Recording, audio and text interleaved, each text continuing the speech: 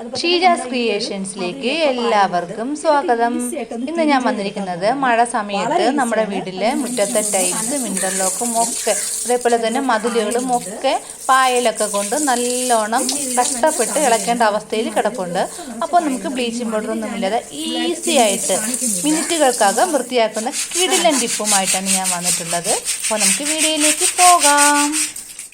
നമ്മുടെ വീട്ടില് മുറ്റത്തുള്ള ടൈൽസ് ഒക്കെ ഉണ്ടല്ലോ, ടൈൽസ്, ഇന്റർലോക്ക്, ഇതൊക്കെ മഴയൊക്കെ ഇപ്പൊ പെയ്തത് കാരണം നല്ല അഴുക്കും പായലും ഒക്കെ പറ്റി പിടിച്ചിട്ട് കിടക്കുന്നുണ്ട്. ദാ കണ്ട, ഇവിടെ ഒക്കെ പായൽ പറ്റി പിടിച്ച് കിടക്കുകയാണ്. അപ്പൊ അതുപോലെ തന്നെ നമ്മുടെ ഈ ഒരു മതിലിലൊക്കെ പായലുണ്ട്. ഇതൊക്കെ ഈസി ആയിട്ട് ഒന്ന് ക്ലീൻ ചെയ്തെടുക്കാൻ പോവുകയാണ്. വളരെ ഈസിയാണ്. അതെങ്ങനെയെന്ന് കാണിച്ചു തരാം. ഞാനിപ്പോ ഇതൊന്ന് നനച്ചു കൊടുക്കുകയാണ് ആദ്യം. ഇവിടെ ഒക്കെ പായലുണ്ട്, തെന്നി വീഴാൻ നല്ല സാധ്യതയാണ്. അതാ ഈ മതില് ഇവിടെ ഒക്കെ നിറച്ച് പായലുണ്ട്. അപ്പൊ ഈ മതില് ഞാൻ ഫുള്ളായിട്ട് ക്ലീൻ ചെയ്ത് കാണിക്കുന്നില്ല. പകരം ഞാൻ ടൈൽസും കുറച്ച് മതിലിന്റെ ആ ഒരു ഭാഗം കാണിക്കുന്നുണ്ട്. ഞാനിപ്പോ ഇവിടെ ഒന്ന് നനച്ചു കൊടുത്തു. ഇനി ഞാനിവിടെ ഒരു ബക്കറ്റ് വെച്ചിട്ടുണ്ട്. ഇതിലോട്ട് ഞാൻ കുറച്ച് വെള്ളം എടുക്കണേ. അപ്പൊ ഇതിലോട്ട് ഞാനിപ്പോ ചേർത്ത് കൊടുക്കുന്നത് ക്ലോറിനാണ്. ഞാനിത് കെമിക്കൽ കടയിൽ നിന്ന് വാങ്ങിച്ചതാണ്. അപ്പൊ ഞാനിപ്പോ ഈ ഒരു കുപ്പി വാങ്ങിച്ചപ്പോൾ 40 രൂപയാണ് ആയത് എനിക്ക്. ഇത് ഞാൻ കുറച്ച് ഉപയോഗിച്ചിട്ടുണ്ടായിരുന്നു. അപ്പൊ ഞാൻ ഇത് കണ്ട കുറച്ച് ഈ വെള്ളത്തിലോട്ട് ഒഴിച്ചു കൊടുക്കുകയാണ്. ഒരിക്കലും കയ്യിലൊന്നും പെരളാതെ ശ്രദ്ധിച്ചോണം, കൈ പൊള്ളിപ്പോകും.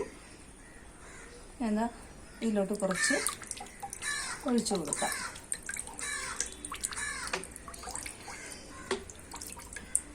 അപ്പൊ ഞാനിപ്പോ ഈ മതിലിന്റെ അവിടെ നനച്ചു കൊടുത്തിരുന്നെന്ന് പറഞ്ഞില്ലേ, വെറുതെ ഞാൻ ഈ ക്ലോറിൻ ഒന്ന് ഈ ഒരു മതിലിൽ കൂടെ ഒന്ന് ഇറ്റിച്ച് കാണിച്ചു തരാം. ആ ഒരു പായല് പോകുന്നത് നിങ്ങൾക്ക് നന്നായിട്ട് കാണാൻ പറ്റും.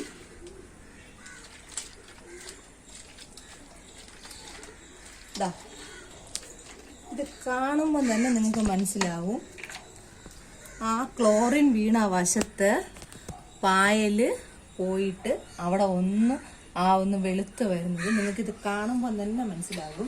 ഇതിപ്പോൾ വെള്ളം ചേർത്തിട്ട് വേണം ശരിക്കും പറഞ്ഞാൽ ഇത് ഒഴിക്കാൻ, ഇല്ലെങ്കിൽ ഇതിൻ്റെ ഒരു വല്ലാത്തൊരു രൂക്ഷ മണമാണ്, അത് നമുക്ക് പറ്റത്തില്ല. ഞാനിപ്പോൾ ഇതൊന്ന് കാണിച്ചു തന്നെയാണ് വെള്ളം ചേർക്കാതെ ഒഴിക്കുമ്പോഴുള്ള ഇതിൻ്റെ ആ ഒരു വീര്യം. അപ്പോൾ ഇതിലിപ്പോൾ ഞാൻ ഈ ബക്കറ്റിൽ ക്ലോറിൻ വെള്ളമാണ് ഒഴിച്ചിരിക്കുന്നത്.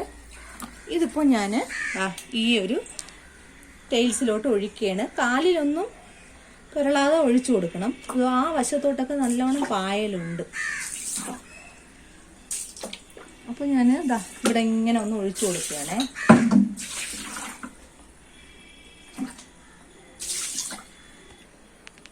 ഇതിപ്പോ ഞാനൊന്ന് ഒഴിച്ചു കൊടുത്തു. ഇത് നമുക്ക് ഇനി ഒരു 10 മിനിറ്റ് ഇതിങ്ങനെ അങ്ങ് വിട്ടേക്കണം. ഉടനെ തന്നെ നിങ്ങൾ ഉരച്ച് കഴുകാനൊന്നും പോവരുത്. ഇപ്പൊ ബ്ലീച്ചിങ് പൗഡർ ഇട്ടാലും നമ്മൾ 1-2 മണിക്കൂർ നമുക്ക് വെയിറ്റ് ചെയ്യേണ്ടി വരും.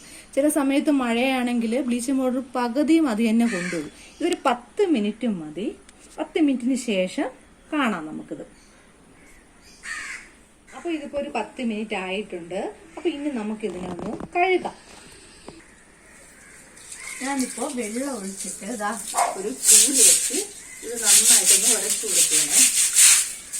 ഒരുപാട് ബലമൊന്നും നമ്മൾ ബ്ലീച്ചിങ് പൗഡർ ഇട്ടതിന് ശേഷം കൊടുക്കും പോലെ കൊടുക്കണ്ട. ഇതാ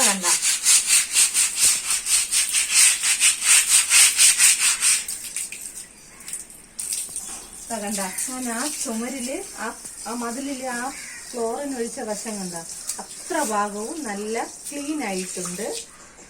കണ്ട, ഞാൻ ഇത്ര കുറച്ച് ഭാഗം ഒഴിച്ചുള്ളൂ, ബാക്കി ഇവിടെ ഒക്കെയാണ് ഒഴിച്ചത്. ഞാൻ നന്നായിട്ടൊന്ന് കഴുകിയെടുക്കാം.